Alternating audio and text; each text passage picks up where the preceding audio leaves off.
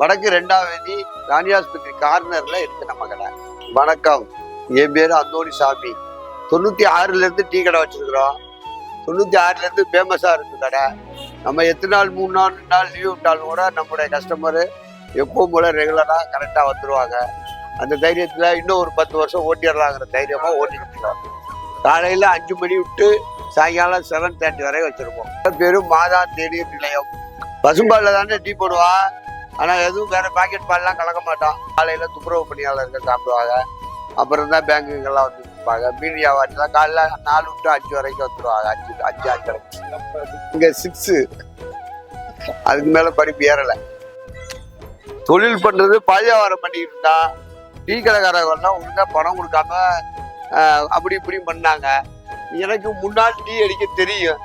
அதனால திடீர்னு டீ கடை பாஜாவாரத்தை நிப்பாட்டிட்டு டீ கடை வச்சேன். மெயின்டைன் பண்ணிக்கிட்டு இருக்கேன். அப்படியே கஸ்டமர் நிறைய வர ஆரம்பிச்சுட்டாங்க. பாஜாவாரத்தை அப்படியே க்ளோஸ் பண்ணிட்டு டீ கடையில ரன்னிங் பண்ணிக்கிட்டு இருக்கேன். 13 வயசுல டீ அடிக்க ஆரம்பிச்சது. திருப்பி 22 வயசுல மேரேஜ் ஆகினாங்க. மேரேஜ் ஆகி 96ல இங்கே புதுக்கோட்டை வந்தேன்.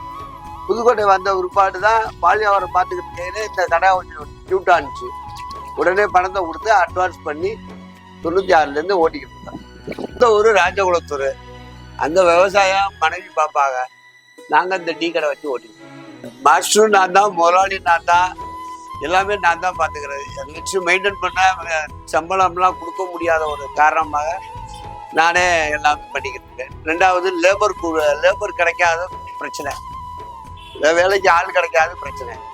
அதனால நானே சொந்தமாக எல்லாம் பண்ணிக்கிறேன்.